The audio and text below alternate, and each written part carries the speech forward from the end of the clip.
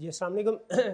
कैफ 6 आज के लेक्चर का आगाज़ करते हैं। Lecture number 4। आज के लेक्चर में chapter 11 sources of finance, sorry chapter 10 sources of finance हम डिस्कस कर रहे थे। उसमें जो शेयर्स हैं सोर्सेज ऑफ फाइनेंस में, उनकी डिस्कशन हमने कर ली थी कि शेयर्स की कितनी टाइप्स हैं, उनके फीचर्स वगैरह क्या है।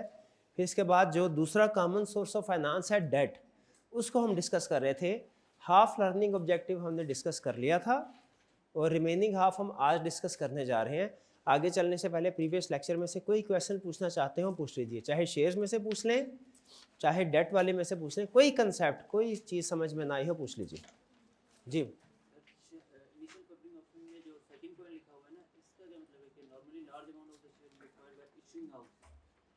देखिए, असल में जो IPOs होते हैं ना, इसमें डायरेक्ट जनरल पब्लिक को भी शेयर इशू किए जा सकते हैं, लेकिन एक कंपनी जो होती है ना, वो डायरेक्ट जनरल पब्लिक को शेयर इशू करते हुए थोड़ा डरती है। एक तो ये कि उसमें प्रोसीजर्स बहुत से इन्वॉल्व होते हैं। कंपनी ये चाहती है कि वो पैसे इकट्ठे करके ना अपने मेन ऑपरेशन जो है उसके ऊपर फोकस करें, क्योंकि शेयर्स को इशू करना, सर्टिफिकेट बनाना हर शेयर होल्डर के, ये मुश्किल काम है, करने को खुद भी कंपनी कर सकती है, ठीक है। लेकिन चूंकि टाइम कंज्यूमिंग काम है और कंपनी चाहती है अपनी कोर एक्टिविटीज़ के ऊपर फोकस करे, तो इस तरह के काम फिर इन्वेस्टमेंट बैंक अपनी जिम्मेदारी ले लेता है। वो कंपनी को कहता है सर आपने 40 मिलियन शेयर इशू करने हैं, ठीक है ऐसा कीजिए, वो शेयर्स हमें इशू कर दीजिए, आगे हमारा अपना सारा मैकेनिज्म मौजूद है, हम वो जनरल पब्लिक को खुद शेयर इशू कर देंगे, आप हमारे साथ डील डन कीजिए कि 40 मिलियन शेयर जो है वो आप किस प्राइस पे आप देते हैं। तो हम इन्वेस्टमेंट बैंक को, ये जो इशूइंग हाउस है, इन्वेस्टमेंट बैंक को इशू कर देते हैं, इन्वेस्टमेंट बैंक फिर आगे जनरल पब्लिक को इशू करेगा वो, ठीक है। अब वो जो सारे जो भी step by step procedure perform करने हैं, वो इन्वेस्टमेंट बैंक जाके जनरल पब्लिक जाने वापस में, ठीक है जी। जी एक मिनट, आप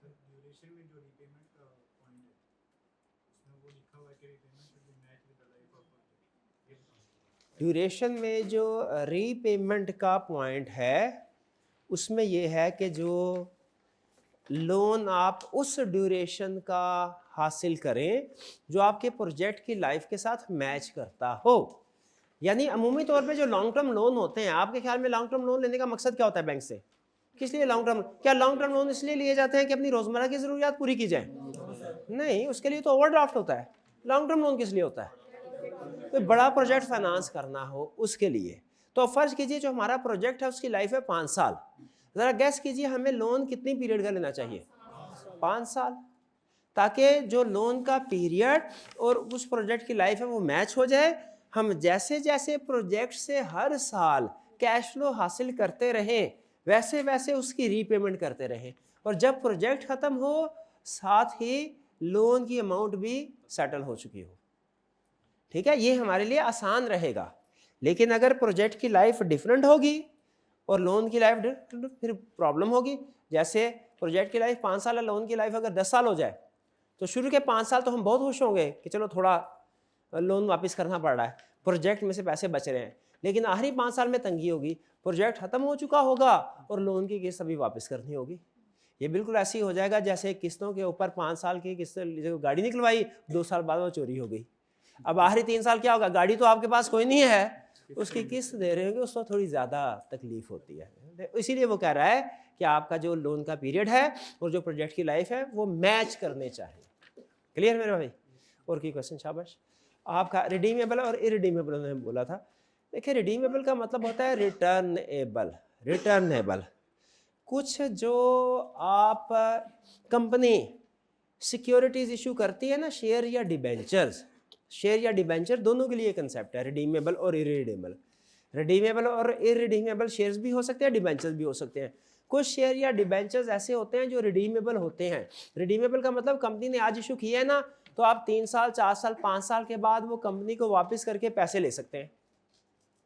लेकिन कुछ ऐसे होते हैं जो कंपनी कहती है इरिडीमेबल हो गए। इरिडीमेबल शेयर या डिबेंचर कौन से होते हैं? कंपनी कहती है एक दफा इशू कर दिया ना, अब ये फॉर लाइफ इशूड है, अब जब तक हम वाइंड अप नहीं होंगे ये आप हमसे वापस आके पैसे ले नहीं सकते। हाँ, आपको इंटरेस्ट या डिविडेंड जो एग्री हुआ है वो मिलता रहेगा, आप वो एंजॉय करते रहे सारी उम्र। लेकिन अगर आप कहें कि जी मैं वापस करके अपनी ओरिजिनली इन्वेस्टेड जो मनी है वो रिटर्न लेना चाहता हूं, वो आपको नहीं मिलेगी इरिडीमेबल में, ठीक है जी। इसका मतलब यूँ समझ लीजिए, इररिडीमेबल सिक्योरिटी में जो रिडेम्पशन वैल्यू है, जो टर्मिनल वैल्यू है, वो आपको रिकवर नहीं होगी, वो ज़ीरो आपके लिए है। हाँ, आपको हर साल इंटरेस्ट या डिविडेंड मिलता रहेगा। ठीक है जी, भाई ये बात समझ आ गई? और की क्वेश्चन? जीरो कूपन बॉन्ड्स ऐसे बॉन्ड्स या डिबेंचर्स होते हैं जिन पे रेट ऑफ इंटरेस्ट जीरो होता है। अब सवाल ये पैदा होता है कि रेट ऑफ इंटरेस्ट जीरो होता है तो इन्वेस्टर इसको क्यों खरीदता है? डिस्काउंट पे।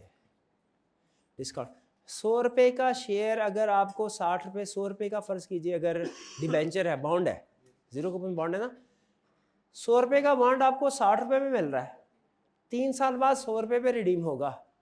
आप अगर आज 60 रुपये पे ले लेते हैं, 3 साल में आपको 1 रुपया भी इंटरेस्ट रिसीव ना हो, फिर भी आपको कुछ ना कुछ पैसे मिल जाएंगे हैंड में। क्यों?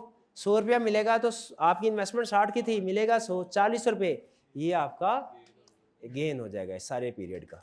आप इसे कैलकुलेट कर सकते हैं कि 40 है तो डिवाइड 3, हर साल समझ लीजिए तकरीबन 13 का इंटरेस्ट, 13% के लगभग। हालांकि ये कैलकुलेशन एग्जैक्ट नहीं है, मैं सिंपल इंटरेस्ट रेट के कंसेप्ट के मुताबिक कह रहा हूँ कि 13% के लगभग आपको इंटरेस्ट रेट फिर भी मिल जाएगा। तो इसीलिए जीरो कूपन बॉन्ड होने के बावजूद भी लोग इस तरह के बॉन्ड्स को बाय कर लेते हैं। शर्त क्या है? डिस्काउंट अच्छा हो, ज़्यादा डिस्काउंट पे अवेलेबल। और कोई क्वेश्चन? फिक्स्ड और फ्लोटिंग चार्ज, ये बेसिकली लॉ का कंसेप्ट है। फिक्स्ड और फ्लोटिंग चार्ज का मतलब ये है कि जब आप बैंक के पास कोई एसेट कोलैटरल या सिक्योरिटी के तौर पे रखवाते हैं तो एक तरह से गिरवी रखवा देते हैं, जिसे कहते हैं गिरवी कहते हैं। इसमें 2 तरह के चार्जेस आप क्रिएट करवा सकते हैं। फिक्स चार्ज का मतलब ये होता है कि आप नाम लेके बैंक को बताते हैं कि मेरे इस एसी के ऊपर, ये जो ग्री वाला एसी है फॉर एग्जांपल, ये 1.5 टन वाला, इसके ऊपर जो इस रूम में लगा हुआ है, इसके ऊपर आपका चार्ज क्रिएट हुआ है। ये फिक्स चार्ज होता है जिसमें स्पेसिफाई कर दिया जाता है कौन सा एसेट अंडर चार्ज है। जो फ्लोटिंग चार्ज होता है उसमें स्पेसिफिक एसेट मेंशन नहीं किया जाता, कैटेगरी ऑफ एसेट मेंशन की जाती है। जैसे उसमें कहा जाता है कि कॉलेज में जितने भी एसी है उन सब पे बैंक का चार्ज क्रिएट किया जाता है। इसमें फ़ायदा क्या होता है? इसमें फ़ायदा ये होता है कि जैसे ही कोई नया एसी आप ख़रीदते हैं वो ऑटोमेटिकली अंडर चार्ज आ जाता है, क्योंकि आपने कौन सा एक का नाम लिखवाया हुआ है। और अगर कोई एसी बेचना चाहे तो भी बेच सकते हैं। ठीक है, तो इसमें सेल एंड परचेज इजीली हो जाती है फ्लोटिंग चार्ज में। फिक्स चार्ज में जिस एसेट को आपने मॉर्गेज या चार्ज क्रिएट करवाया हुआ है वो बैंक की इजाज़त के बगैर आप नहीं बेच सकते। ठीक है, तो अब ये अपने अपने दोनों के प्लस माइनस है। ये 2 टाइप्स हैं, फिक्स चार्ज और फ्लोटिंग चार्ज। और कोई क्वेश्चन? जी जी,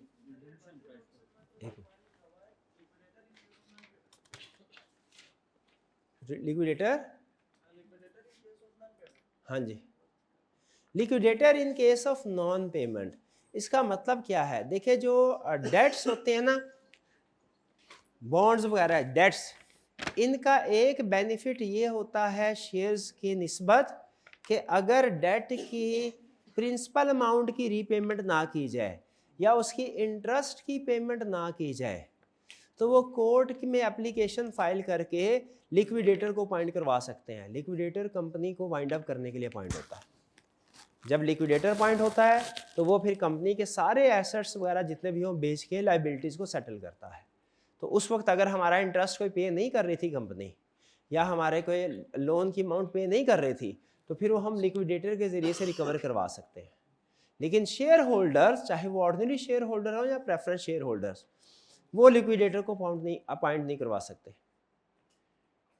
ठीक है जी, उनको हो सकता है अगर पेमेंट नहीं हुई उनको सब्र करना पड़ेगा। हाँ, डेट वालों को पेमेंट नहीं हुई वो कोर्ट में पिटीशन फाइल कर सकते हैं।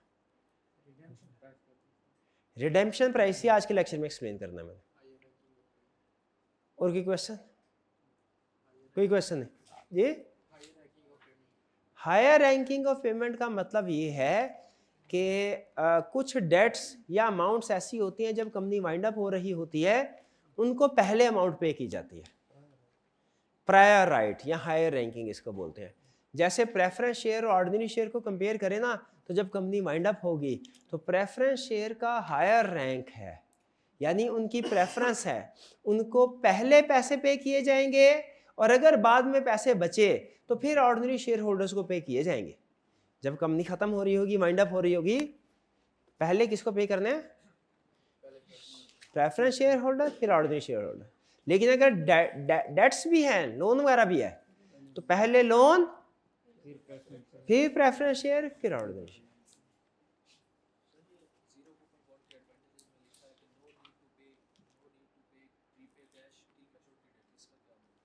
जीरो कूपन बॉन्ड के एडवांटेजेस में लिखा हुआ है no need to repay cash till maturity date. तो पहली चीज़ ये कि ये जो बेनिफिट लिखा हुआ है ये कंपनी के पॉइंट ऑफ व्यू से लिखा हुआ है कि कंपनी को हर साल इंटरेस्ट पे करने की ज़रूरत नहीं है। कंपनी ने एक ही दफ़ा अमाउंट पे करनी है, कब? मैच्योरिटी डेट के ऊपर। ठीक है, तो ये कंपनी के पॉइंट ऑफ व्यू से एडवांटेज लिखा है उसने। और की क्वेश्चन नहीं? चलिए यहां से आगे चले जीरो कूपन बॉन्ड से। नेक्स्ट है market value of a debt. अच्छा, इसके साथ लिख लीजिए, इसके साथ लिख लीजिए, there is no market value of bank loan. There is no market value of bank loan. Bracket में लिख लें reference chapter 11। There is no market value of bank loan भी एक डेट होता है ना, तो कहीं ऐसा ना हो कि इसकी हेडिंग पढ़ के मार्केट वैल्यू ऑफ डेट, ये हेडिंग्स पढ़ के आप ये समझ लें कि हर तरह के डेट की मार्केट वैल्यू होती है। नहीं, ये बात कर रहा है बॉन्ड्स की, डिबेंचर्स की मार्केट वैल्यू की। ठीक है, there is no market value of bank loan, या यूं कह लीजिए कि जो लोन की अमाउंट है वही उसकी मार्केट वैल्यू हुआ करेगी। चैप्टर 11, यानी ये कंसेप्ट चैप्टर 11 में यूज होगा। समझाया मैंने आपको अभी है, लेकिन यूज कहाँ होगा? चैप्टर 11 में। कौन सा concept? There is no market value of bank loan. शाबाश। तो इसका मतलब है यहाँ पे बैंक लोन की बात नहीं हो रही है, यहाँ पे बॉन्ड या डिबेंचर की बात हो रही है। कह रहा है market value of a debt क्या है? किसी भी डेट, यहाँ पे डेट से मुराद क्या है? लोन। ये से मुराद डिबेंचर्स हैं, बैंक लोन नहीं है, डिबेंचर या bonds. Market value of a debt is equal to present value of interest payment using annuity formula. Annuity formula आपको आता है? क्या होता है annuity formula? R into 1 minus 1 plus R power -1 minus N over I. ठीक है, बिल्कुल ठीक है। एन्युटी का फार्मूला लगाएंगे, वो प्रेजेंट वैल्यू आएगी plus present value redemption value. Redemption value क्या है? जो मैच्योरिटी पे उसकी प्रिंसिपल अमाउंट मिलेगी। एक तो बॉन्ड की इंटरेस्ट की अमाउंट होती है ना हर साल, एक उसकी जो प्रिंसिपल अमाउंट रीपे होती है वो रिडेम्पशन वैल्यू कहलाती है। कुछ समझ आई बात की? अच्छा, अब नेक्स्ट चैप्टर में इसके बहुत से क्वेश्चंस मौजूद हैं, तो अगर आपको समझ आ गया है तो प्रैक्टिस के लिए कुछ क्वेश्चन करते ना जाएं, ताकि ये कंसेप्ट भी डिटेल में समझ आ जाए और आगे चल के भी हमारे लिए आसानी हो। यूँ समझ लीजिए बहाने से आप चैप्टर 11 का क्वेश्चन कर रहे हैं। पहले बताएं कंसेप्ट क्लियर है? ये market value of bond is equal to, अच्छा ये मैं वापस नहीं आऊंगा फिर इसके ऊपर, इसको नोट करना है तो कर लें। क्वेश्चन स्टार्ट करें, और ये आपने करना है। मैं कैलकुलेटर अभी नहीं लेके आया साथ, मैं नहीं कर रहा क्वेश्चन। कर लेंगे क्या? आप ही नहीं लाए? चलिए कोई ना कोई लेके आएगा। क्वेश्चन 4, ऑनलाइन वाले स्टूडेंट्स भी इसको देखिए, आप लोग भी देखिए। आपके पास 5 मिनट हैं इस क्वेश्चन को सॉल्व करने के लिए, ठीक है? और इसका मैंने आपको हिंट दे दिया था। आंसर क्या लिखवाया था इसका? इसका आंसर मैंने अभी थोड़ी देर पहले लिखवाया था ना आपको, प्लस करके इक्वेशन वाला। वो क्या था आंसर? 108.98। ये इसका आंसर आना चाहिए 108.98। और ये आएगा 31.80, ये इंटरेस्ट की प्रेजेंट वैल्यू है जितने इंटरेस्ट हैं, और प्लस 77.18 ये आपकी रिडेम्पशन वैल्यू है। ठीक है, आपके पास 5 मिनट का टाइम है, इस क्वेश्चन को नोट कर लीजिए। ये ऑनलाइन वाले स्टूडेंट्स के लिए एक दफ़ा ये दिखा दीजिए, उसके बाद पास कर दीजिएगा। चलिए जी, कोशिश आप लोगों ने अच्छी की है, ज़्यादातर स्टूडेंट्स एक गलती कर रहे हैं। ठीक है, वो मैं आपके साथ शेयर करता हूँ। पहले इसको पढ़ लेते हैं। कह रहे कंपनी हैज़ इशूड 12% बॉन्ड। अब देखिए, पहले ट्राई मैंने आपको दी, मैंने अभी तक आपको कुछ भी नहीं समझाया हुआ था, आपने एक कैलकुलेशन भी कर ली, मेरे लिए वो भी बहुत है कि मेरे समझाए बगैर ही आपने कैलकुलेशन कर ली। ठीक है, इसको डिस्कस करें। Company has issued 12% bond. याद रखें, जब कभी किसी भी सिक्योरिटी के साथ परसेंटेज लिखी हो ना, इसका मतलब ये है अगर वो बॉन्ड है तो ये रेट ऑफ इंटरेस्ट है, और अगर वो प्रेफरेंस शेयर्स है तो ये रेट ऑफ डिविडेंड है। पहली चीज तो ये नोट कर लीजिए। तो 12% बॉन्ड का मतलब क्या है कि इसके ऊपर 12% रेट ऑफ इंटरेस्ट है। एग्रीड? अच्छा, ये कंपनी के पॉइंट ऑफ व्यू से है, कंपनी ने ये इंटरेस्ट पे करना है, जहन में रखिएगा।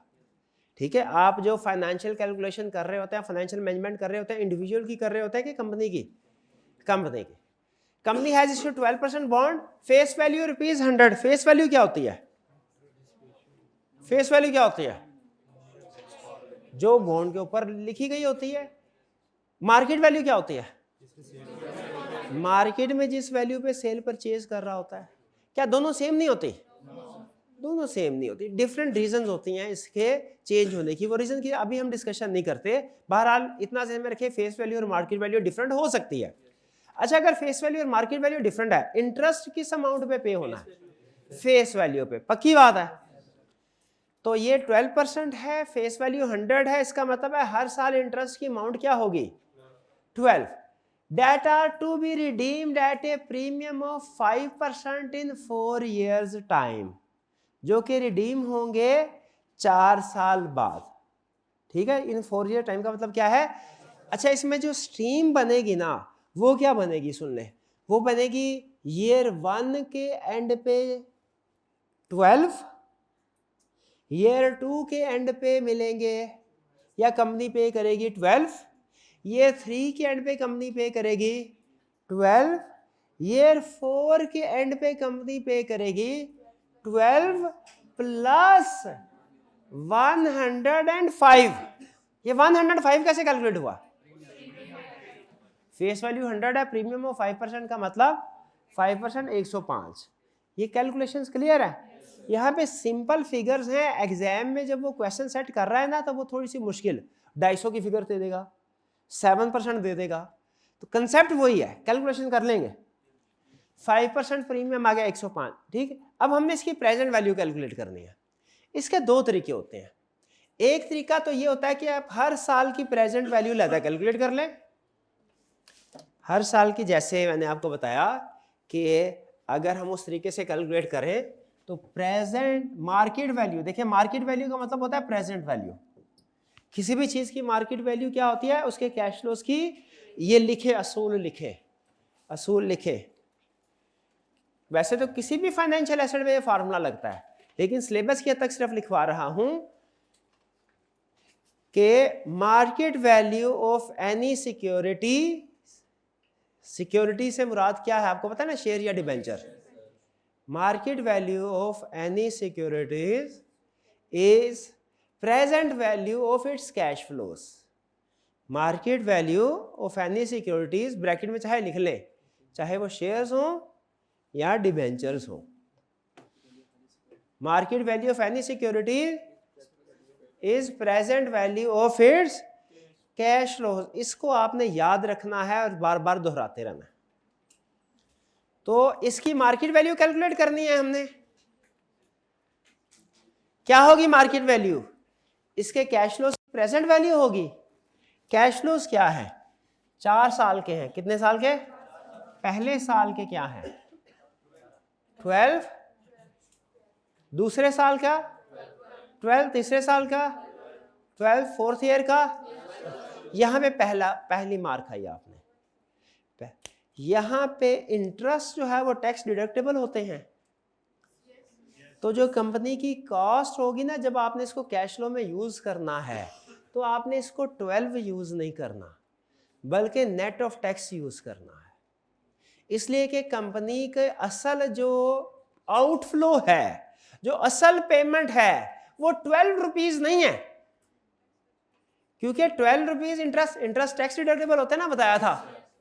तो जो जितने भी इंटरेस्ट होते हैं उनकी जब नेट कॉस्ट कैलकुलेट होती है after adjustment of tax calculate करते हैं। तो इस बॉन्ड की जो वैल्यू है, जो कैश फ्लो कंपनी पे कर रही होगी हर साल, वो 12 नहीं है। हालांकि बॉन्ड होल्डर को 12 पे कर रही होगी, लेकिन फिर इस 12 की पेमेंट को एक्सपेंस के तौर पे अपनी इनकम स्टेटमेंट में रिकॉर्ड कर रही होगी, जिससे इसको 20% टैक्स डिडक्शन मिलेगी। समझ आ रही है बात की? तो जो इसकी नेट कॉस्ट है वो 12 नहीं है, 12 मल्टीप्लाइड बाय 0.8 है, 9.6। ये थी गलती जो सबसे ज्यादा स्टूडेंट्स ने की, 9.8। तो ये क्या बनेगा इसके कैश फ्लोस, या देखते जाइएगा, इज इक्वल टू 9.8 प्लस 9.6 है, 9.6 प्लस 9.6 प्लस 9.6 प्लस 9.6 प्लस ये ईयर 4 है ना, इसमें सिर्फ इंटरेस्ट नहीं मिलना, इंटरेस्ट के साथ क्या मिला, maturity value, redemption value. Redemption value वो कितनी है, 105। और अब इन सब की प्रेजेंट वैल्यू कैलकुलेट करनी है। प्रेजेंट वैल्यू के लिए डिस्काउंट रेट कौन सा है, ये जो कॉस्ट ऑफ डेट होता है ना, post tax cost of debt, ये है ये discount rate. Cost of capital में हमेशा पोस्ट टैक्स रेट लेते हैं 8%। तो ये 8% क्या है असल में, cost of discount rate, discount rate. तो ये होगा आपका डिवाइडेड बाय 1.08। अभी पहले सिर्फ देखते जाइए पहले, 1.08 power 1 divided by 1.08 power 2 divided by 1.08 power 3 divided by 1.08 power 4। लेकिन चूंकि इसमें एक कैश फ्लो स्ट्रीम कॉमन बन रहा है, इस तरीके से भी कैलकुलेशन करें आपका आंसर सेम आएगा, मार्केट वैल्यू सेम आएगी। लेकिन चूंकि ये आपका कैश फ्लो स्ट्रीम सेम बन रहा है हर साल का 9.6, तो ये एनएमटी के फार्मूला के जरिए से भी सॉल्व हो जाता है। उसके जरिए से कैलकुलेट करना चाहे उसके जरिए से कर ले। एनएमटी के जरिए से फार्मूला क्या होगा, ऐसे कोई एक स्टूडेंट हमें ऐसे कैलकुलेट करके दे दे, कोई कर सकता है ऐसे कैलकुलेट, हर एक को अलग-अलग। आपके लिए एफिशिएंट वे एनएमटी वाला ही होगा, लेकिन मैं साबित करना, मतलब बताना चाहता हूं आपको, ऐसे भी कैलकुलेट हो सकता है। क्या है फार्मूला, ये अमाउंट क्या आएगी, सिंपल अपने 99 वो जो कैलकुलेटर है उसके ऊपर की स्ट्रोक पंच करें, 108.97, वही है जो मैंने लिखवाई थी, 108.97। अब इसको एनएमटी के जरिए से सॉल्व करते हैं। यहां तक कोई प्रॉब्लम?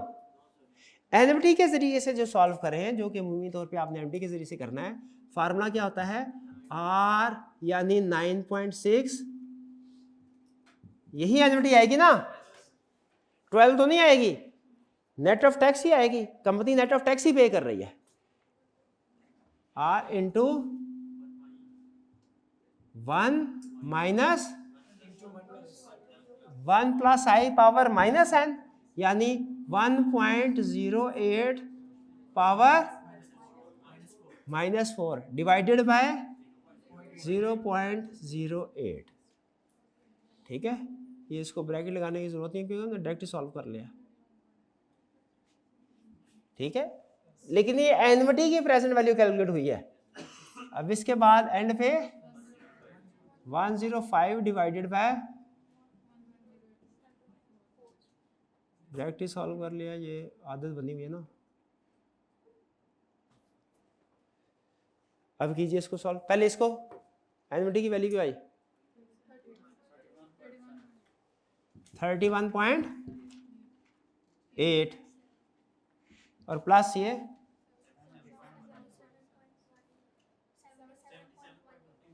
77.1 108 और ऐड करें तो 108.97। इसमें अहम चीज़ क्या थी याद रखने वाली कि जब आपने इंटरेस्ट रेट कैलकुलेट करना है, चूंकि इंटरेस्ट रेट टैक्स डिडक्टेबल है तो आपने net of tax amount calculate करनी है। दूसरा, ये जो कॉस्ट ऑफ डेट है ये हमारा डिस्काउंट रेट होता है फाइनेंस में। कॉस्ट ऑफ डेट क्या है? Discount rate. और तीसरा असूल, किसी भी चीज़ की मार्केट वैल्यू क्या है या उसकी प्राइस भी कहते हैं, क्या है? Present value of its cash flow. उससे फ्यूचर में जितना बेनिफिट होगा उसकी वैल्यू उतनी है, हर चीज़ की वैल्यू उतनी ही है जितना फ्यूचर में हमें उसे बेनिफिट होगा। इसमें कितने स्टूडेंट्स को ये पहले वाला मेथड जो है ये बेहतर लग रहा है? कितने स्टूडेंट्स को दूसरे वाला मेथड बेहतर? दूसरे वाला ज़्यादा है। तो हम आइंदा कैलकुलेशन में ये दूसरे वाला मेथड ही ऑप्ट किया करेंगे। लेकिन याद रखिए ये उस वक्त यूज होगा जब एन्युटी का केस होगा, हर साल का कैश फ्लो सेम होगा। अगर हर साल का कैश फ्लो डिफरेंट है फिर ये फार्मूला नहीं लगेगा, फिर वो ऊपर वाला फार्मूला लगेगा।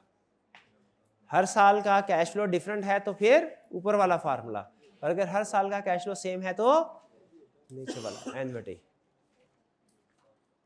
क्लियर? तो अब आपको मार्केट वैल्यू कैलकुलेट करना आगे किसी भी बॉन्ड की। अच्छा, अगर ये सारा केस सेम होता, फर्क सिर्फ ये होता कि 10% बॉन्ड्स की बजाय लिखा होता 10% प्रेफरेंस शेयर्स, बाकी सारा केस सेम होता, तो फिर टैक्स रेट यूज ना करते, फिर ग्रॉस अमाउंट 12 ही लेते, फिर उस सूरत में आपका आंसर ठीक होता जो जिन स्टोर से कैलकुलेट। क्यों? क्योंकि डिविडेंड की पेमेंट टैक्स डिडक्टेबल नहीं होती, उसकी पेमेंट पे के ऊपर कोई टैक्स का इफेक्ट या एडजस्टमेंट नहीं मिलती। क्लियर जी? ये समझ लीजिए आपने फाइनेंस का एक लेक्चर कर लिया है, मार्केट वैल्यू कैलकुलेट करना। कॉस्ट ऑफ कैपिटल का एक लेक्चर समझिए आज हो गया, अगर आपको मार्केट वैल्यू कैलकुलेट करना आ गई।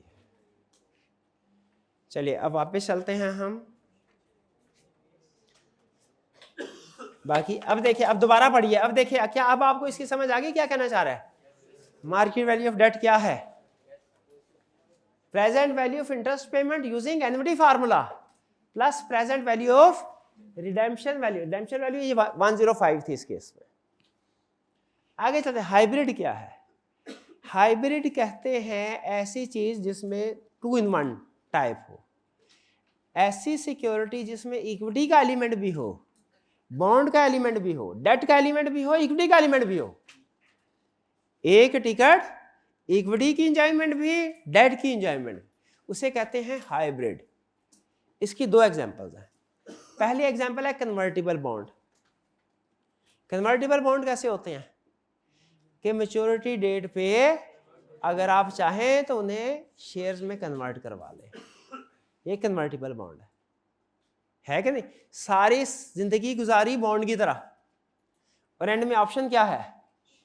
शेयर में कन्वर्ट करवा सकते हैं। तो बॉन्ड और शेयर्स दोनों की इंजॉयमेंट आगे के नहीं आगे, तो ये है हाइब्रिड। हाइब्रिड की एक example, hybrid is a financial instrument which has features of both debt and equity. Convertible bond. और दूसरा वारंट। वारंट क्या होता है? ये कल मैंने आपको बताया था कि जैसे जो कूपन है उसके 2 हिस्से कर दिए जाते हैं, एक छोटा हिस्सा अलग इंटरेस्ट वाला और बड़ा हिस्सा अलग। कह रहा है warrant is a bond which gives the holder right to buy ordinary share at a set price stock. अहम चीज ये है जिसकी वजह से इसे वारंट कहा है। Stock part can be separated from bond, यानी एक बॉन्ड वाला हिस्सा होगा जिसपे हर साल इंटरेस्ट मिलेगा, और एक स्टॉक वाला हिस्सा होगा जो जिसके पास है वो उसके बदले में शेयर खरीद सकेगा। ठीक है? तो इसमें 2 हिस्से होते हैं। इसमें जो होल्डर है उसके पास ऑप्शन होती है, जरूरत पड़ने पे इनमें से कोई एक हिस्सा बेचना चाहे तो वो बेच सकता है, वरना नॉर्मली तो जो बॉन्ड्स होते हैं उसके ऊपर एक ही बॉन्ड के ऊपर दोनों चीजें होती हैं कि आपको हर साल 10% इंटरेस्ट मिलेगा और 5 साल के बाद आपको फिक्स्ड अमाउंट रिटर्न हो जाएगी। ऐसे ही है, नॉर्मली ऐसे ही होता है ना। आप उसको इंटरेस्ट वाले हिस्से को और प्रिंसिपल रीपेमेंट को अलग तो नहीं कर सकते। नॉर्मल डिबेंचर के केस में इकट्ठे एक सफे के ऊपर ही सारी स्टेटमेंट लिखी होती है, लेकिन इस केस में उसने क्या किया है, ये वारंट में क्या होता है कि जो स्टॉक कन्वर्टेबल इनटू स्टॉक वाली ऑप्शन होती है वो अलग दे दी जाती है, और जो इंटरेस्ट वाला राइट है वो अलग होता है, ताकि आप उनमें से कोई एक सेल करना चाहें जरूरत के वक्त सेल कर सके। ये हाइब्रिड्स की दोनों एग्जांपल क्लियर हुई। Convertible bond clear. अच्छा चले, कन्वर्टेबल बॉन्ड भी आपका कॉस्ट ऑफ, इसके साथ स्टैटिक मार्क करें। मैं एक सवाल पूछता हूं, आपके पास ऑप्शन है, एक बॉन्ड है, ऑप्शन है 2 साल के बाद चाहे तो उसे 10% पे रिडीम करवा लें, 100 रुपये का है, 10% पे रिडीम करवा लें, चाहे उसके बदले में 3 ऑर्डिनरी शेयर बाय कर लें। क्या करेंगे? कितने स्टूडेंट्स 10% प्रीमियम पे उसको रिडीम कर लेंगे, और कितने स्टूडेंट्स कन्वर्ट करवाएंगे एक बॉन्ड को 3 ऑर्डिनरी शेयर्स में? ये डिपेंड करता है, गलत डिसीजन कर लिया आपने। डिपेंड करता है ये शेयर की प्राइस पे। अगर शेयर की प्राइस 10 रुपये हुई तो क्या 30 रुपये सही है? 3 शेयर लेंगे, उनकी वैल्यू 10 रुपये होगी, तो ये शेयर की वैल्यू पे डिपेंड करता है।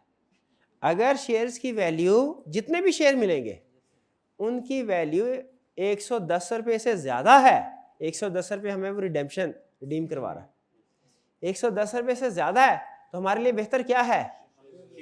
हम उसे कन्वर्ट करवाएं शेयर में। और अगर शेयर की जो मार्केट वैल्यू कैलकुलेट हो रही है वो 110 से कम है, तो फिर हमें किसकी तरफ जाना है? रिडीम की तरफ। फिर हम रिडीम करवाएंगे। तो पास्ट पेपर में उसने 2 दफा क्वेश्चन ये पूछा है जिसमें वो कन्वर्टेबल बॉन्ड बताता है, फिर 3 साल के बाद कहता है कन्वर्ट होंगे, और 3 साल के बाद कहता है शेयर प्राइस ये होगी। रिडीमेबल भी है, रिडीम भी करवा सकते हैं, कन्वर्ट भी करवा सकते हैं। बताइए क्या करवाएंगे? पहले रिडेम्पशन वैल्यू देखेंगे क्या है, फिर कन्वर्जन वैल्यू देखेंगे क्या है, कन्वर्ट करके कितनी मार्केट वैल्यू के शेयर्स आते हैं। दोनों में से जो लोअर होगी कि हायर होगी? हायर, क्योंकि बेनिफिशियल ऑप्शन सेलेक्ट करनी है, वो हम लेंगे। जी ये कुछ क्लियर हुआ आपको कन्वर्टेबल बॉन्ड का? आगे कन्वर्टेबल बॉन्ड का यही प्रोसीजर बता रहा है। अच्छा फिर है कन्वर्जन वैल्यू।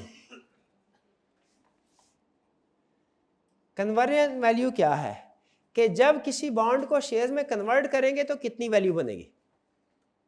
जब किसी बॉन्ड को conversion value is equal to current market price of each share into conversion ratio. एक बॉन्ड के बदले में 3 शेयर्स मिले तो कन्वर्जन रेशो क्या होगी? 3। अब आप उसे आज की शेयर प्राइस के साथ कंपेयर कर लें, आपको पता चल जाएगा कि वो जो आपके पास ऑप्शन है उसकी आज की क्या वैल्यू है। जो कन्वर्टेबल बॉन्ड है उसकी आज की क्या वैल्यू, कैलकुलेशन समझ आ रही है? कन्वर्जन वैल्यू कि जितने शेयर्स में कन्वर्ट होना है उसने, उनकी आज की मार्केट वैल्यू क्या है? कौन सी?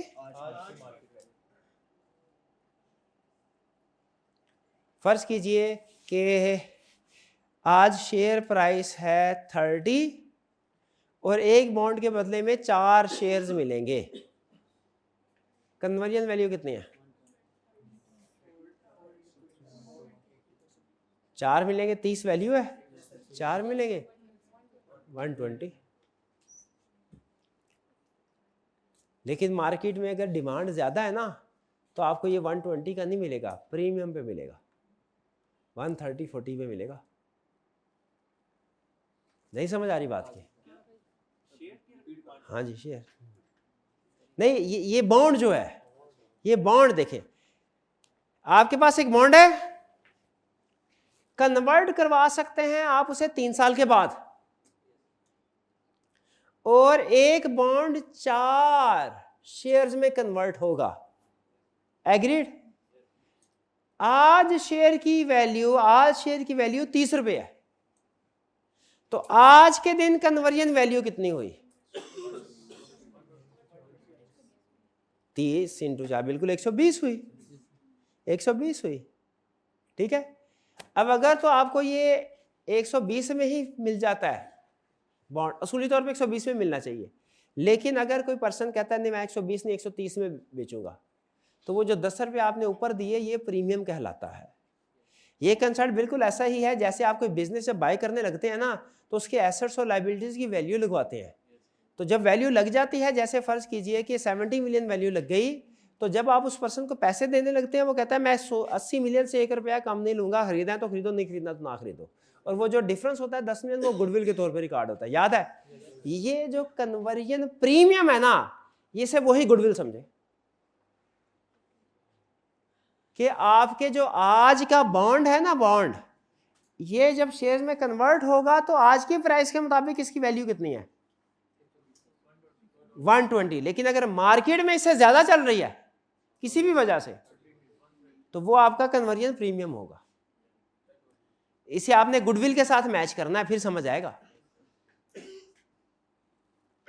क्लियर हुई ये बात? कन्वर्जन वैल्यू क्या है?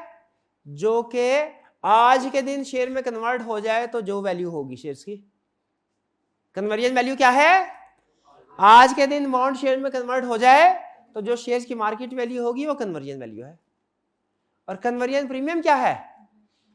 कन्वर्जन वैल्यू से ज्यादा जितनी अमाउंट आप पे कर रहे हैं वो कन्वर्जन प्रीमियम है।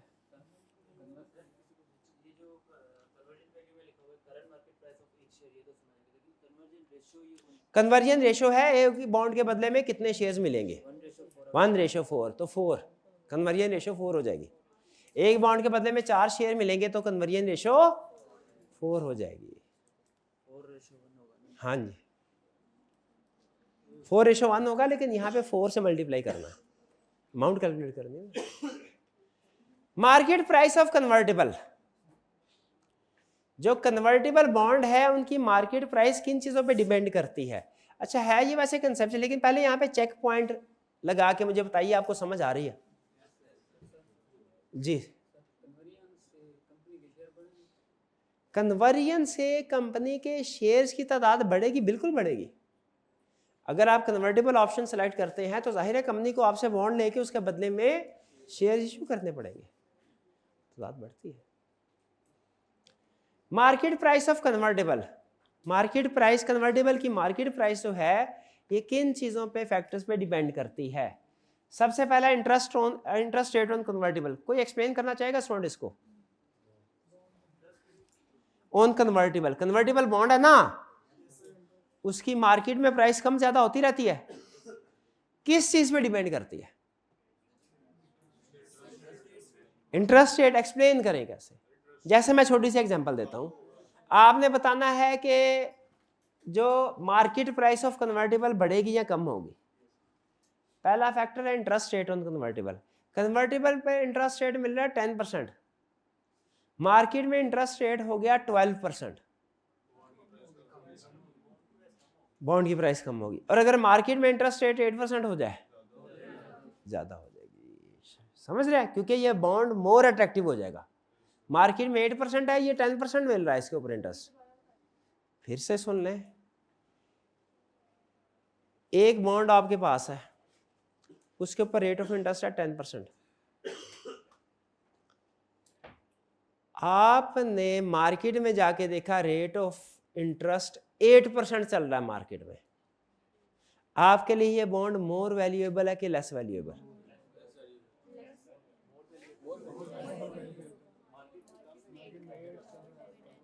मार्केट में 8% है ना, मार्केट में अगर यही पैसे आप लगाते हैं आपको 8% पे इंटरेस्ट मिलेगा, वही पैसे आप इस बॉन्ड में लगाते हैं तो 10% मिलेगा, तो ये मोर वैल्यूएबल है।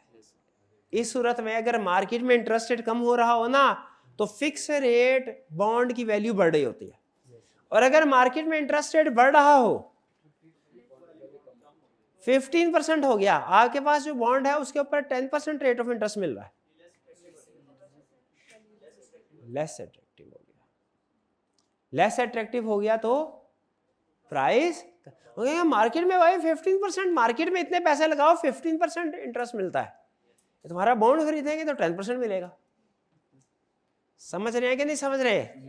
कैसे बॉन्ड, मार्केट का इंटरेस्ट रेट और बॉन्ड का इंटरेस्ट रेट दोनों मिलकर डिसाइड करते हैं बॉन्ड की मार्केट वैल्यू क्या होगी। बॉन्ड का इंटरेस्ट रेट जितना ज्यादा होगा बॉन्ड की वैल्यू उतनी ज्यादा होगी।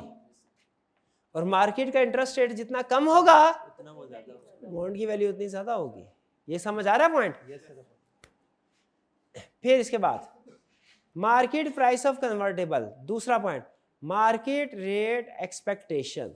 लोगों की एक्सपेक्टेशन क्या है? एक तो ना करंट मार्केट रेट क्या है, दूसरा एक्सपेक्टेशन क्या है। अगर लोग, ये केन्स ने रूल बताया था, अगर लोग एक्सपेक्ट कर रहे हो ना कि फ्यूचर में इंटरेस्ट रेट मार्केट के इंटरेस्ट, जैसे स्टेट बैंक ऑफ पाकिस्तान, आपके ख्याल में फ्यूचर में इंटरेस्ट रेट बढ़ाएगा या कम करेगा? बढ़ाएगा।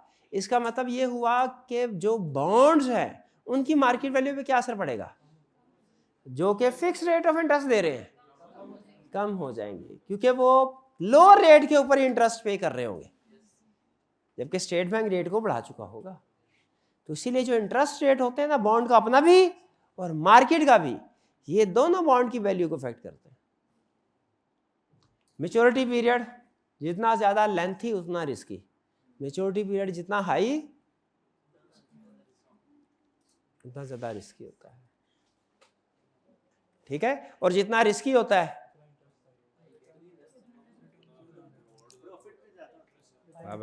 अब ये एक यील्ड कर्व का कंसेप्ट है, वो आपसे पूछ रहा हूं। गवर्नमेंट ऑफ पाकिस्तान ने 2 बॉन्ड इशू किए, एक का टेन्योर 1%, एक का टेन्योर 1 ईयर है, वो 8% पे है, दूसरे का टेन्योर 10 ईयर्स है, वो किस रेट पे होगा? Number 1 8%, number 2 less than 8%, number 2 more than 8%। शाबाश, अब आया लाइन पे। लो मोर देन 10% क्यों होगा? क्योंकि टेन्योर हायर है, higher tenure higher risk, higher risk है तो आपको इन्वेस्टर को अट्रैक्ट करने के लिए रेट देना पड़ेगा। और कन्वर्जन वैल्यू, कन्वर्जन वैल्यू जाहिर है जितनी ज्यादा होगी बॉन्ड उतना वैल्यूएबल होगा। यहां तक की problem. Advantages and disadvantages of convertible bonds. Convertible bond के एडवांटेजेस एंड डिसएडवांटेजेस क्या होंगे? इन्वेस्टर्स के लिए बताए हैं, कंपनीज के लिए? पहले कौन सा पढ़ लें? इन्वेस्टर। पहला, investor can get control of companies का मतलब क्या है? जब वो शेयर में कन्वर्ट करवा लेंगे तो उनके पास कंट्रोलिंग राइट्स, वोटिंग राइट्स आ जाएंगे। Investor can evaluate and choose whether or not to go for conversion.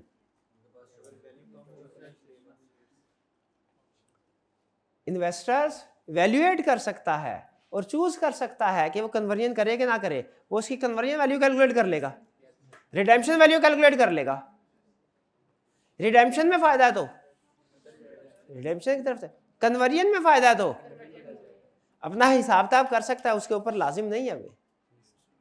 लेकिन जो कन्वर्टेबल शेयर नहीं होते, कन्वर्टेबल बॉन्ड्स नहीं होते, उसमें उसकी मजबूरी होती है इन्वेस्टर की, क्या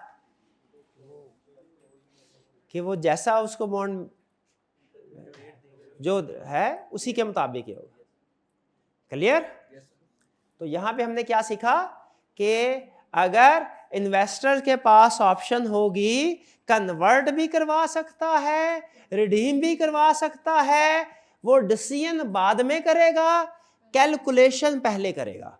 और मैंने दोनों कैलकुलेशन आपको बता दी, ऐसे आपने वो कैलकुलेट भी कर ली। इसकी अभी एप्लीकेशन मजीद आएगी, अभी तो मैं सिर्फ जुबानी कलामी करवा रहा हूँ, एक क्वेश्चन आपको करवाया आज के लिए, वो भी काफ़ी है। जब कॉस्ट ऑफ कैपिटल में जाएंगे ना, उसमें ये कैलकुलेशंस आएंगी। फिर आपने पता है क्या करना है? कैलकुलेशन करके लोअर वाला सेलेक्ट करके उसके मुताबिक कैलकुलेशन सॉल्व कर देने। हालांकि उसने क्वेश्चन में कहा हुआ था कि उसके पास ऑप्शन है, चाहे रिडीम करवा ले, चाहे कन्वर्ट करवा ले, चाहे रिडीम करवा ले। और ये तो है, फिर चले एरर है, एक और बड़ा कमाल का एरर करते हैं। अब समझ रहे हैं ज़बानी, मेरी इस वक्त मजबूरी है, मैं क्वेश्चन आपके सामने रख के आपको नहीं कैलकुलेशन शो करवा सकता, लेकिन अगर आप विजुअलाइज कर सकते हैं ना, तो ज़रा मुझे बताइए, एक बॉन्ड है, 4 साल के बाद कन्वर्ट भी हो सकता है, रिडीम भी हो सकता है, क्या करेंगे? डिपेंड। आप रिडेम्पशन वैल्यू कैलकुलेट करेंगे, आप कन्वर्जन वैल्यू कैलकुलेट करेंगे, दोनों में से जो हायर होगी, हमेशा हायर को सिलेक्ट करना है ना। अच्छा, जब कन्वर्जन वैल्यू कैलकुलेट करेंगे, कन्वर्ट कब होना है? जो शेयर की वैल्यू लेनी है, एग्जामिनर कमेंट्स में ये पॉइंट उसने हाईलाइट किया था, जो शेयर की वैल्यू लेनी है, कौन से शेयर की, जो कन्वर्ट होने, आज की वैल्यू लेनी है कि 4 साल बाद की,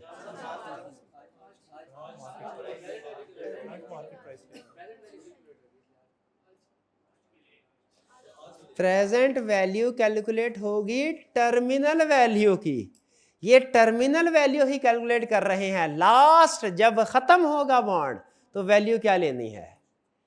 घूम गए ना। कितने स्टूडेंट्स का ख्याल है 4 साल बाद वाली वैल्यू लेंगे, कितनों का ख्याल है आज वाली वैल्यू लेंगे, 4 साल बाद वाली वैल्यू लेंगे। अच्छा, हालांकि यहां पे जो उसने हमें कैलकुलेशन आज सेल परचेज हो रहा है ना प्रीमियम के लिए, वो उसने आज की प्राइस कहा था। लो नहीं नहीं नहीं नजर आ रहा आपको, मैं बताता हूं। ये कन्वर्जन करंट मार्केट प्राइस, ये आज का प्रीमियम कैलकुलेट करने के लिए ना, आज का प्रीमियम कैलकुलेट करने के लिए उसने ये फार्मूला दिया है। जब आप न्यूमेरिकल क्वेश्चन की तरफ जाएंगे ना, जिसमें 4 साल बाद इस बॉन्ड की वैल्यू क्या होगी वो कैलकुलेट करनी है। 4 साल बाद इस बॉन्ड की वैल्यू क्या होगी, जो उसकी टर्मिनल वैल्यू का हायर है, रिडेम्पशन वैल्यू का हायर है, या उसकी कन्वर्जन वैल्यू। कौन सी कन्वर्जन वैल्यू, आज की कि 4 साल बाद वाली, 4 साल बाद वाली, वो जब 4 साल बाद कन्वर्ट हो रहा होगा। यहां पे आज की वैल्यू क्यों ले, क्योंकि ये कन्वर्जन प्रीमियम आज कैलकुलेट हो रहा है। कन्वर्जन वैल्यू कन्वर्जन प्रीमियम में यूज होनी है, और कन्वर्जन प्रीमियम आज कैलकुलेट हो रहा है। नहीं समझ आया, कंफ्यूज हो गया सारा, सब कुछ गोली मार, कोई मसला ही नहीं। सिर्फ ये जहन में रखे कि आपको इतना पता है कि बॉन्ड कन्वर्टिबल होता है। कन्वर्टिबल का मतलब कन्वर्टिबल भी हो सकता है। अगर बॉन्ड कन्वर्टिबल है तो आपने उसे रिडीम करना है कि कन्वर्ट करवाना है शेयर में, ये डिपेंड करेगा। बस ये ज़हन में रखना है, दोनों में से जो फेवरेबल होगा सेलेक्ट करेंगे। क्लियर? जी जी पूछो पूछो पूछो। हाँ वो करेंगे, बिल्कुल प्रेजेंट वैल्यू भी निकलेगी, शाबाश। लेकिन वो उस क्वेश्चन में जब जाएंगे ना फिर मैं आपको बताऊंगा। मैं इसलिए थोड़ा शुरू में घबरा रहा था कि मैंने कहा ज़बानी कलामी आपको कंसेप्ट बताना है, कैलकुलेशन सामने ना ना हो तो कंसेप्ट आसानी समझना। ये आपको बड़ी आसानी से समझ आ गया होगा। क्यों भला, क्यों भला? हालांकि ये भी वही कंसेप्ट है, दोनों कंसेप्ट में 1% डिफिकल्टी लेवल ऊंच नीच नहीं है, जो मैं अभी आपको कन्वर्जन का बता रहा हूँ। ये भी वही, फर्क सिर्फ क्या है कि ये मैंने आपके सामने डिस्प्ले करके समझाया है, वो मैं ज़बानी कलाम में समझा रहा हूँ। चैप्टर 11 में करना है, इसलिए मैं अभी ज़्यादा न्यूमेरिकल क्वेश्चन की तरफ आपको लेके नहीं जाना चाह रहा। तो बताइए, कन्वर्जन वैल्यू समझ आ गई, कन्वर्जन प्रीमियम समझ आ गया। कन्वर्जन प्रीमियम कब कैलकुलेट हो रहा है, 4 साल बाद के आज, आज ये जहन में रखना है, कन्वर्जन प्रीमियम आज, तो इसे वैल्यू भी आज की लेनी है। Market price convertible. अच्छा, अब एडवांटेजेस में थे possibility of higher gain in long run. भाई इन्वेस्टर को possibility of higher gain convertible bond में लॉन्ग रन में हायर गेन हो सकता है। कैसे? जब कन्वर्ट करवा लेगा तो प्रॉफिट के ऊपर मिलना शुरू हो जाएगा ना। जब कन्वर्ट करवा लेगा लॉन्ग रन में, शॉर्ट में नहीं करवा सकता, शॉर्ट में तो बॉन्ड ही चलेगा। 3 साल 4 साल 5 साल बाद शेयर में कन्वर्ट हो जाएगा ना, फिर आएगी पॉसिबिलिटी लॉन्ग रन की। नहीं परेशान लग रहे, समझ? शाबाश। और डिसएडवांटेजेस क्या है कि dividend after conversion are not taken into account in calculation. हाँ, हम जब बॉन्ड की वैल्यू कैलकुलेट करते हैं ना, तो जब कन्वर्जन हो जाती है ना तब तक रहते हैं, उसके बाद के डिविडेंड हम कंसीडर नहीं करते। कंपनीज के लिए क्या कन्वर्टिबल बॉन्ड का एडवांटेज है? Suitable when current share price are depressed. Simple rule, अगर आपने शेयर्स खरीदने हैं, इंडिविजुअल ने शेयर्स उस वक्त शेयर खरीदो जब मार्केट में शेयर प्राइसेस डाउन है। लेकिन अगर कंपनी ने शेयर इशू करने हैं, खबरदार जिस वक्त प्राइस डाउन है उस वक्त इशू ना करना। क्यों? वो तो प्राइस गिरी पड़ी है, प्राइस पैसे ही नहीं मिलने कोई, तो उस वक्त फिर क्या करें? उस वक्त लोन ले ले, बॉन्ड इशू कीजिए, उस वक्त कन्वर्टिबल बॉन्ड इशू कर ले। उनसे कहे सर अभी अभी नहीं, 5 साल बाद आप शेयर में कन्वर्ट करवा लीजिएगा, ठीक है, 5 साल बाद प्राइसेस जरा ठीक हो चुकी होगी। Interest is tax deductible, company का दूसरा एडवांटेज कन्वर्टिबल बॉन्ड का। कन्वर्टिबल बॉन्ड में जब तक जिंदगी है बॉन्ड की तब तक तो इंटरेस्ट के तौर पे चलेगा ना, वो तो एंड में जाके डिसाइड होगा इसने कन्वर्ट होना है कि नहीं, तो इसको तब तक 4-5 साल तक टैक्स का बेनिफिट मिलता रहेगा। Fix instant payment instead of dividend, dividend की बजाय फिक्स इंटरेस्ट दे रहे होंगे। डिलेड इक्विटी, डिलेड इक्विटी का मतलब क्या है? फौरी तौर पे शेयर इशू करते हैं तो आपकी इक्विटी बढ़ जाती, इक्विटी बढ़ जाती तो अर्निंग पर शेयर फारग हो जाती। कैसे? नंबर ऑफ शेयर ज्यादा हो जाते। तो कहता है यहां से क्या किया इसने, इक्विटी को डिले कर, पैसे मिल गए, इक्विटी डिले, क्योंकि अब वो कन्वर्जन के ऊपर रिकॉर्ड होगी equity. EPS not reduce immediately, EPS फौरी तौर पे रिड्यूस, हाँ बाद में होगी, कब होगी? कन्वर्जन होगी जब। और कंपनी के लिए डिसएडवांटेजेस क्या है? Reduction in control of existing share holder, share holders का कंट्रोल क्यों कम हो जाएगा? नए शेयर होल्डर भी आ जाएंगे, हालांकि इमीडिएटली नहीं आएंगे, 4-5 साल बाद आएंगे, लेकिन आ तो जाएंगे। Reduction in EPS on conversion, EPS भी कम हो जाएगी, इमीडिएटली नहीं होगी, जब कन्वर्जन होगी होगी, लेकिन हो तो जाएगी। High gearing before conversion, conversion से पहले गेयरिंग रेशो हाई आया करे, क्योंकि कन्वर्टिबल बॉन्ड इसमें दोनों एलिमेंट है ना, डेट का भी इक्विटी का भी।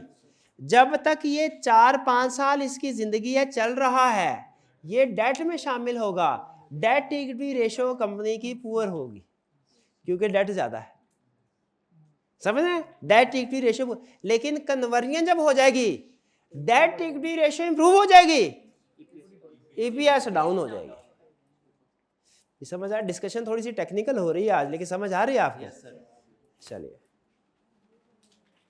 तो फिर मुझे एक दफा फिर से बताइए, ये कन्वर्जन प्रीमियम कैसे कैलकुलेट होता है? फार्मूला क्या है? करंट मार्केट में जो प्राइस पे की और कन्वर्जन वैल्यू, जो कन्वर्जन वैल्यू है, ये कन्वर्जन प्रीमियम आज कैलकुलेट हो रहा है कि 4 साल बाद?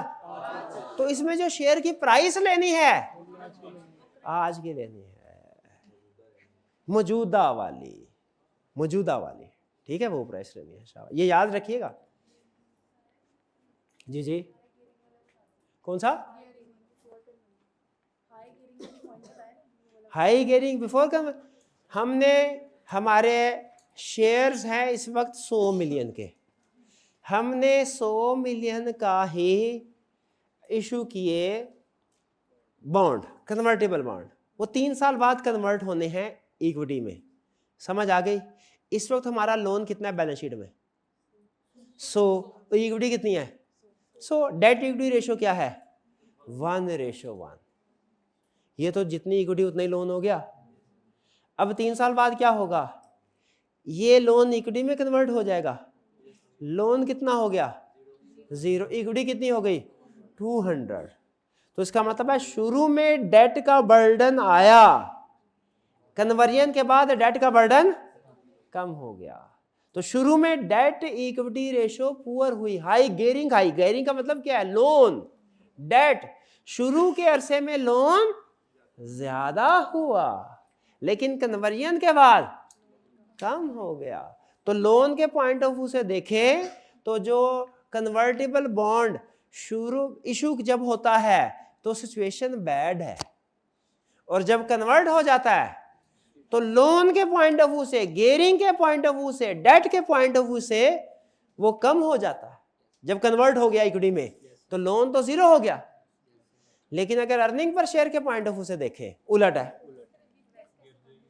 अर्निंग पर शेयर कैसे कम? अर्निंग तो उतनी रहेगी, लेकिन नंबर ऑफ शेयर ज्यादा हो गए। कि नंबर ऑफ शेयर कैसे ज्यादा हो गए? वो शेयर में कन्वर्ट हो गया।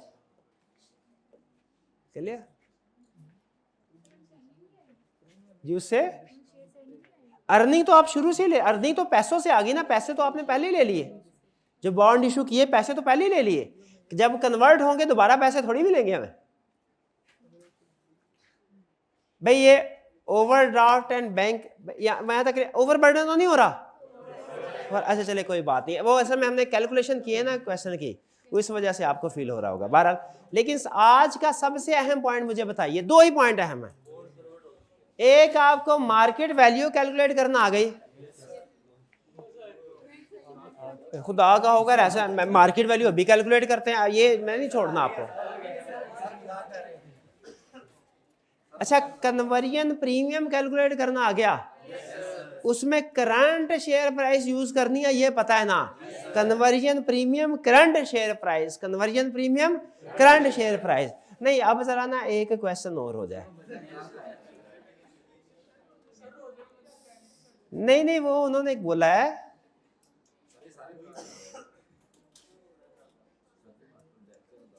कि मार्केट वैल्यू का क्वेश्चन नहीं, उन्होंने कहा सर सही तरह समझ नहीं आई मार्केट वैल्यू कैसे कैलकुलेट किया आपने, ऐसा है ना।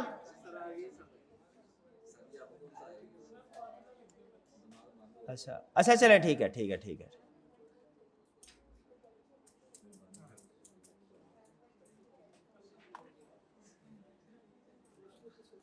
चलिए ठीक है, इतना काफ़ी है, वो फिर चैप्टर 11 में जब पहुंचेंगे फिर मैं आपको प्रैक्टिस करा लूँगा। लेकिन जो कुछ आपने सीखा है वो भूलना नहीं, खासतौर पे ये क्वेश्चन रिपीट कर लीजिएगा, चाहे एक दफ़ा घर जाके, एक दफ़ा ये आपकी होम असाइनमेंट में शामिल है, ये जो क्वेश्चन आपने किया है एक दफ़ा आपने इसको दोबारा करना है, ताकि मैं चाह रहा हूँ जब तक हम थोड़ा सा आपको एडिशनल कंसेप्ट साथ साथ दे रहा हूँ। अच्छा मुझे बताइए ऐसे चलता जाऊँ थोड़ा थोड़ा एडिशनल कंसेप्ट दे के, ताकि बाद में जब उन फ्यूचर के चैप्टर में पहुंचे तो आसानी हो जाए, कि बस जितना आसान है उतना ही रखे हैं।